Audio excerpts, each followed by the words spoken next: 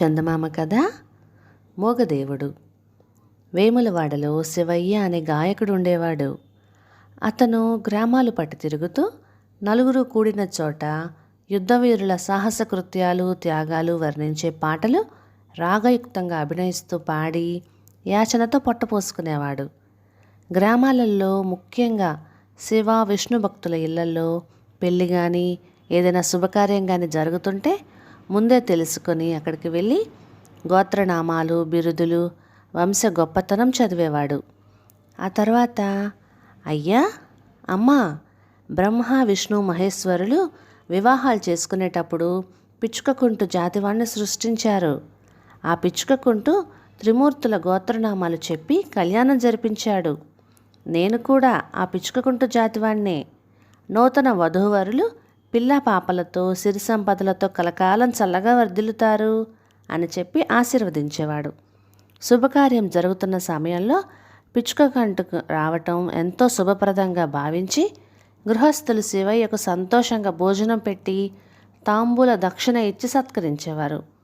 ఒకసారి శివయ్య భైరవపాలెం అనే గ్రామంలో పాటలు పాడి బిచ్చమెత్తుకొని మధ్యాహ్నానికి ఊరికి సమీపంలో ఉన్న భైరవుడి గుడి దగ్గరికి చేరుకున్నాడు. వేప చెట్టు కింద కూర్చుని యాచించి తెచ్చుకున్న అన్నం గిన్నెలో నుంచి తినబోతుండగా అక్కడికి ఒక కుక్క వచ్చింది. శివయ్య ఒక ముద్ద తీసి కుక్కకు పెట్టాడు.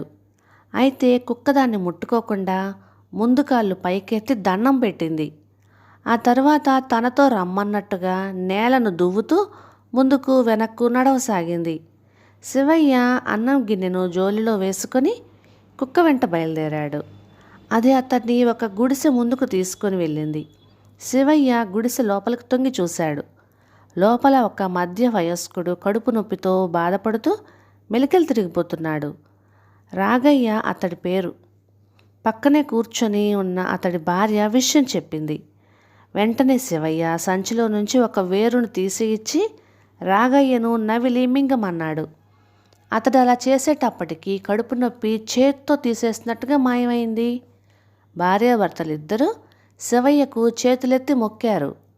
శివయ్య చిన్నగా నవ్వుతూ, ఇదేం పెద్ద విషయం కాదు, కడుపు నొప్పికే కాదు ఇతర రోగాలకు కూడా మా దగ్గర ఎన్నో చిట్కా వైద్యాలుంటాయి అంటూ అక్కడి నుంచి గుడి వద్దకు వెళ్ళిపోయాడు. శివయ్య వైద్యం గురించి రాగయ్య దంపతులు ఊళ్ళో అందరికీ చెప్పడంతో ఆ సంగతి ఆ నోట ఈ నోట పడి భైరవపాలెంలో ప్రముఖ వైద్యుడిగా పేరు మోసిన బసవాచారికి చేరింది.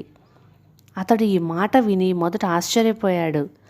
తరువాత రాగయ్య దగ్గర దమ్మిడి ఆశించకుండా వైద్యం చేశాడంటే శివయ్య చాలా మంచివాడు కదా, మన బసవాచారి డబ్బున్న వాళ్ళకే కదా వైద్యం చేస్తాడు అని జనం చెప్పుకుంటున్నది విని అసూయతో నిండిన ఆగ్రహానికి లోనయ్యాడు.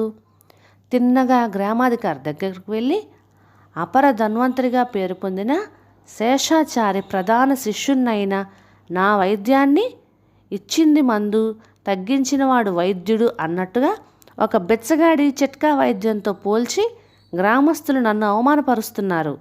దీనికి మీరే ఏదైనా పరిష్కారం చూపాలి అని చెప్పి వాపోయాడు.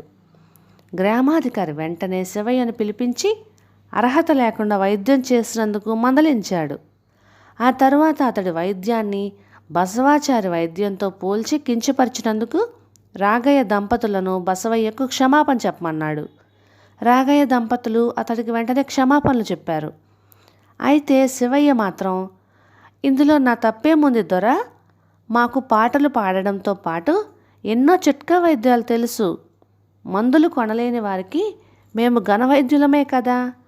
ఆ సంగతి నోరు లేని కుక్కకు కూడా తెలియటం వల్లే సమయానికి నన్ను అక్కడికి తీసుకెళ్ళింది అన్నాడు అమాయకంగా.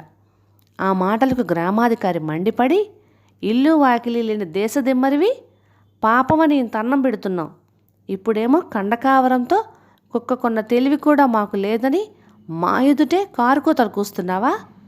ఈ ఊళ్ళో ఎవరు ఇంత అన్నం ముద్ద పెట్టరు, ఆ కుక్క నీకు కూడు పెడుతుందేమో చూస్తాను అన్నాడు గ్రామాధికారి. ఊరి పెద్దలు కూడా గ్రామాధికారి మాటలకు వంతపాడుతూ, బిచ్చగాడికి ఇంత పొగరు తగదు, ఆ కుక్కే వీణ్ణి కాపాడాలి అంటూ అక్కడి నుంచి వెళ్ళిపోయారు. శివయ్య బెదిరిపోయాడు. ఇంటింటికి క్షమాపణ చెప్పి అన్నం పెట్టమని అడిగాడు. ఒక్కరూ ఇంత అన్నం పెట్టలేదు. పొద్దుగుకుతుండగా ఆకలి కడుపుతో భైరవుడి గుడి వద్దకు చేరి అలసటతో అలాగే పడుకొని నిద్రపోయాడు.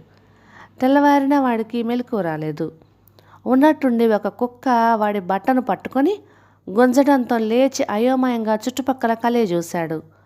కుక్క వెంట వచ్చిన ఆ ఊరికి చెందిన రత్నశెట్టి పిండి వంటలు గల విస్తరిని కుక్క ముందు ఉంచి, కాలభైరవా ఆరగించు అని దండం పెడుతున్నాడు. అయితే కుక్క దాన్ని ముట్టుకోకుండా శివయ్య బట్ట పట్టి గుంజుతున్నది.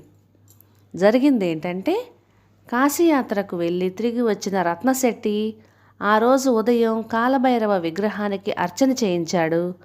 పూజారి కాలభైరవ అష్టకం చదివి రత్నశెట్టి చేత ఒక కుక్కకు పూజ చేయించాడు. ఆకు నిండా పిండి వంటలు వడ్డించి కుక్కకు నైవేద్యంగా పెట్టమన్నాడు. ఆ కుక్క కడుపు నొప్పికి శివయ్య చేత వైద్యం చేయించుకున్న రాగయ్యది. అది ఆకు వైపైన చూడకుండా శివయ్య దగ్గరికి పరుగు తీసింది. దాన్ని వెంబడించి వెళ్ళిన వర్తకుడు, పూజారి, ఇతర గ్రామస్తులు అక్కడి దృశ్యం చూసి ఆశ్చర్యపోయారు. వర్తకుడు, ఈ కుక్క నిజంగానే కాలభైరవుడి అంశగలది.